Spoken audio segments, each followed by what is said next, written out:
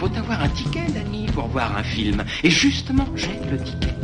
Dès qu'il sort d'une salle obscure, Bobo Léon dégaine son micro-baladeur et commente le film qu'il vient de voir. Je ne veux plus entendre parler de film. Ciné Parler, sur Cinéma Radio. Je suis sûr que t'adores les répliques de cinéma du genre « Fais-moi plaisir » ou « Je suis ton pire cauchemar ». Et celle-là, qu'est-ce que t'en dis? Les babiles débiles du babouin nubile. www.cinemaradio.net. Ah, tu l'attendais pas, celle-là, hein? Et sur toutes les plateformes de podcast. C'est un passeport pour un autre monde. Bonjour, bienvenue dans cet épisode de Ciné Parler. Et je sors du Méliès et je viens de voir Maya, le nouveau film de Mia Hansen-Løve. Donc vous ne le savez pas parce que depuis que je fais les ciné-parler, c'est le premier film de Mia Hansen-Løve qui sort, mais Mia Hansen-Løve est ma cinéaste française en activité préférée. Et je pense que même si on prend toutes les réalisatrices et tous les réalisateurs du monde, c'est ma réalisatrice préférée. Donc à chaque fois qu'elle sort un nouveau film, j'attends ce film avec beaucoup d'appréhension parce que j'ai toujours peur d'être déçu, évidemment. Et du coup Maya est sorti le 18 décembre, j'attendais avec impatience de le voir. J'ai attendu jusqu'à aujourd'hui le 4 janvier. Et bien sûr je n'ai pas été déçu. Donc déjà pourquoi c'est ma réalisatrice préférée? Alors c'est un peu une raison à la con, mais comment une ligne de dialogue peut être déterminante? Dans son premier film, Tout est pardonné, que je vous conseille. Un des personnages avait écrivait un mémoire sur Jack London, et c'était l'époque où je découvrais Jack London et où je lisais Martin Eden, et du coup ça m'avait énormément touché. Et en fait par la suite, que ce soit Le père de mes enfants, Un amour de jeunesse, L'avenir et un peu moins Eden, mais tous ces films étaient liés en fait avec ce que je vivais dans ma vie privée. Et donc là Maya est peut-être le film le plus éloigné de ce que je vis dans ma vie privée, mais en tout cas pour Le père de mes enfants et pour Un amour de jeunesse et pour Eden aussi, c'était tout le temps lié à des choses très proches, et en plus souvent c'était des films autobiographiques, donc j'ai un rapport très particulier et très intime. Alors je sais que c'est une réalisatrice très raillée parce que c'est souvent des films qui se passent dans des appartements avec que des dialogues, sans beaucoup de péripéties, avec des scénarios qui tiennent sur un mouchoir de poche plié en 4, mais moi déjà j'adore ça.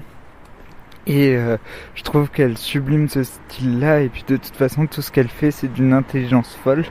Et donc Maya raconte l'histoire d'un otage en Syrie qui est libéré et qui va partir se reconstruire en Inde. Du coup là encore l'histoire tient sur un mouchoir de poche, mais elle arrive à brasser plein de sujets. Déjà rien que dans le casting, il y a une intelligence dans le casting. Le père de l'otage est interprété par Jean Rollin, qui a été reporter de guerre et qui est un grand auteur, et c'est aussi un de mes auteurs de livres préférés. Enfin, si vous n'avez pas lu Le ravissement de Britney Spears ou La clôture, je vous conseille vraiment de les lire, c'est des livres exceptionnels.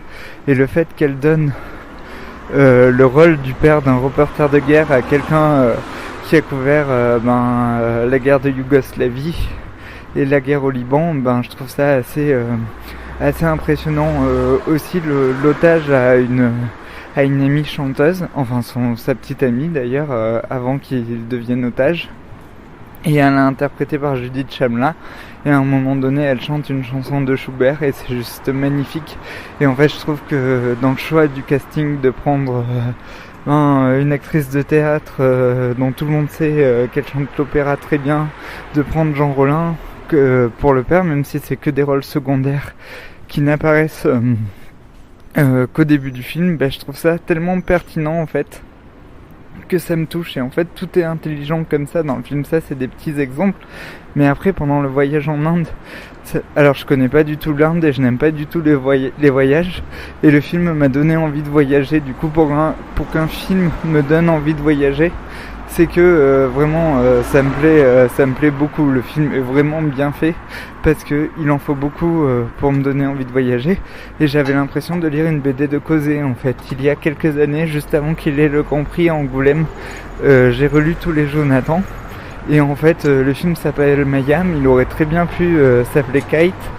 Et le personnage de Gabriel joué par par Roman Glandinka, eh ben ça pourrait être très bien Jonathan. Et à un moment donné, il part de Goa pour faire tout un voyage en Inde, et tout ce voyage pourrait être un album de Jonathan. Et la scène où il retrouve sa mère, c'est vraiment magnifique, c'est très beau.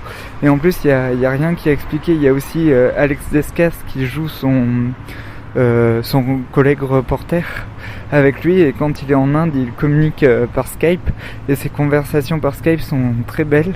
Et bon, c'est dommage parce que moi, le fait que les reporters de guerre, même quand ils aient été otages, même quand ils ont vu des trucs horribles, retournent tout le temps sur le terrain, c'est un sujet qui me passionne, et j'aurais bien aimé là-dessus que le film soit un peu plus explicatif. Alors il montre beaucoup de choses, il ne nous explique rien, mais souvent on reproche au film d'être trop didactique, et là j'aurais voulu que le film soit un peu plus didactique.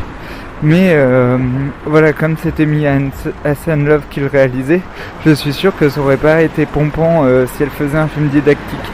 Mais de toute façon, enfin, elle éclaire tellement bien ces films, c'est magnifique. Et puis aussi, il y a quelque chose qui m'a fait rire dans le film, c'est qu'au début, Judith Shamla chante cette chanson de Schubert, et comme on se retrouve en Inde, on pense qu'on va avoir une scène musicale à la Bollywood.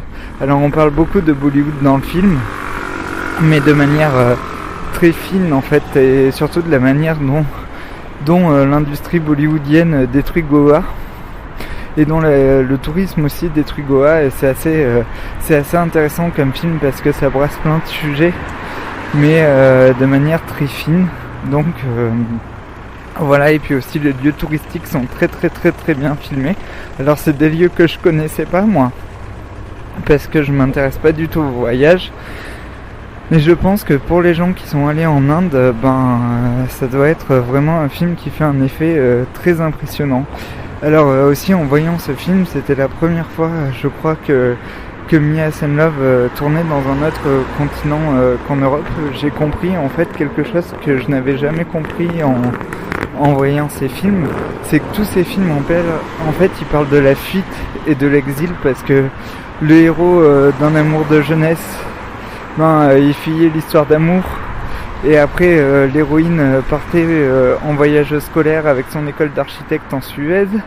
Le père de mes enfants, c'était une fuite un peu radicale, parce que la manière de fuir, c'était le suicide.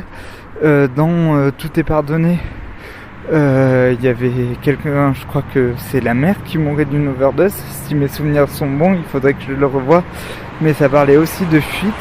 Et en fait, j'avais jamais remarqué, et là ça m'a paru comme une évidence, que ces films parlent tout le temps de fuite et de reconstruction. Et surtout, en fait, on pourrait faire des liens entre Maya et Un amour de jeunesse de manière très pertinente, parce que les deux films sont une histoire d'amour avec des personnes d'âge différents. Et je trouve ça vraiment très bon, en fait, la manière dont elle emmène les choses, dont elle filme les rapports entre les personnages, dont elle filme les gestes, en fait, la finesse de comment on filme une main qui se tient à l'arrière d'un taxi. Bref, tout est rigoureux, tout est raffiné. J'aimerais tellement revoir tous ces films et prendre chacun de ces plans et les analyser. Et aussi, il y a un truc où je lui en veux toujours, je regrette toujours qu'elle ne fasse pas des gros plans sur les bibliothèques, parce que tout le temps ces personnages vivent dans des appartements où il y a beaucoup de livres. Et je me souviens, dans Eden, il y avait une collection de Akira dans un des appartements des personnages, et ça m'avait beaucoup touché. Et du coup je sais pas comment elle travaille par rapport aux bibliothèques, ou dans l'avenir aussi. Quand elle allait dans la communauté, dans le Vercors, la bibliothèque avait une importance capitale.